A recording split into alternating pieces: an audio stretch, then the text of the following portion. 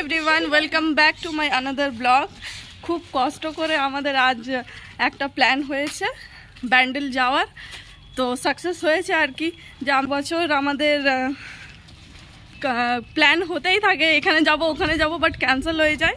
এটা সাকসেস হয়েছে মোস্টলি। তো দেখো, চলো আমার সাথে কে কে আছে, কে কে যাচ্ছে দেখাচ্ছি তোমাকে। এই বাবু কালো টি শার্ট পরে, বাবুকে নিয়েছি আমরা ব্যাগের জন্য। আর নেহা, সামনে লুবু, ও ভাই হয়, আরেকজন আছে গাড়িতে, ও আসছে গাড়ি নিয়ে। এখানে আমরা সবাই রেডি হয়েছি বেরোবো বলে, বাড়ির সামনে দাঁড়িয়ে আছি আর কি। আর বেরোবার আগে আমাদের অনেকক্ষণ বলা বলি হচ্ছিলো যে আজকে রাতে কোথায় থাকবি, কাল সকালে বের হলেই হতো। তো যাই হোক, আমরা বেরিয়ে পড়েছি। আর আমার বাড়ি আসলে তোমরা প্রচুর গলি পাবে, অনেক গলিগুলো ক্রস করে তারপরে বাড়ি আসতে পারবে। তো যাই হোক, আমরা এখানে বিশাল অটো নিয়ে এসেছিলো, তো অটোতে বসে যাচ্ছি এবারে।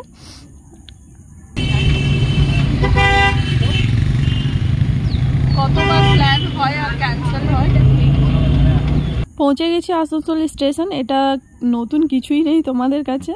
এই আসানসোল স্টেশনে পৌঁছে এবারে ট্রেন ধরবো। তো চলো তাড়াতাড়ি ভিতরে যাই, দেখি ট্রেন 5:30টার সময় ট্রেন ছিল আমাদের। চলছে না?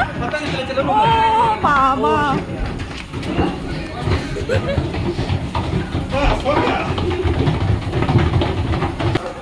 Hi guys.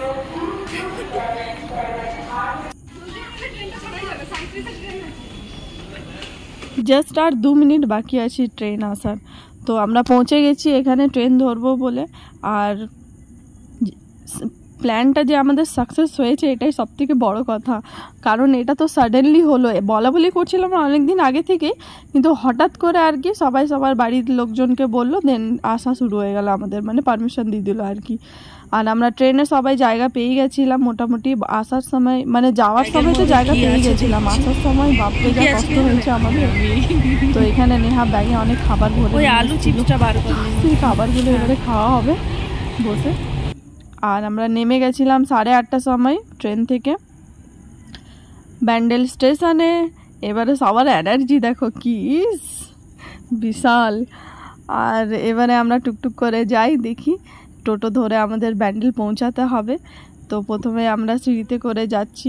আসানসোলের সিঁড়িটা তো দেখতেই পেলে তোমরা, বন্ধ রেখেছিল, আমাদের হেঁটে হেঁটে উপরে যেতে হয়েছে। তো এই আমরা স্টেশন থেকে বেরিয়ে অটো ধরবো ব্যান্ডেল পৌঁছাবার জন্য। কিন্তু তার আগে তোমাদের জানিয়ে দিই, ফার্স্ট যে ওপেনিংটা আমি দিয়েছিলাম সেটা বহু কষ্টে দিয়েছিলাম ওপেনিংটা, কারণ অনেকবার করার পরে সেটা আমার একটা ফাইনাল হয়েছিল, তো সেটা আমি সিলেক্ট করেছি। এখানে ব্যান্ডেল পৌঁছে যাওয়ার পরে অটো ধরে আমরা ব্যান্ডেল চলে এসেছি, মানে চার্চের কাছে পুরো একদম। আর এই দেখতেই পাচ্ছ কত খ্রিস্টাব্দে হয়েছিল, 1599 মানে সালে।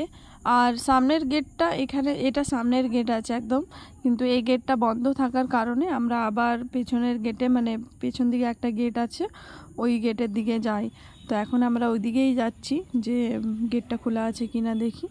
আর লুবু হাতে চিঠিটা রেখেছে, মানে ফাদারের লেখা চিঠি আছে। মানে আমাদের যখনই ব্যান্ডেল যাওয়ার থাকে বা থাকার কোনো ব্যাপার থাকে, আমরা যে চার্চের মেম্বার থাকি সেই চার্চের ফাদারের কাছ থেকে চিঠি লিখিয়ে ওই চার্চে জমা দিতে হয়, তারপর আমাদের থাকার পারমিশনটা আমরা পেয়ে যাই আর কি।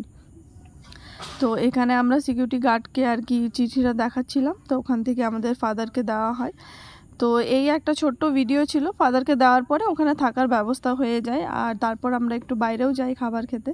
তো এই রাত্রেবেলায় তোমরা যে ভিডিওটা দেখছো, এটা দিনের বেলায় খুবই সুন্দর লাগে দেখতে, অনেক বড় জায়গা আছে। রাতে অনেকটা অন্ধকার থাকার কারণে আমি ঠিকভাবে দেখাতে পারছি না এই ক্যামেরাতে।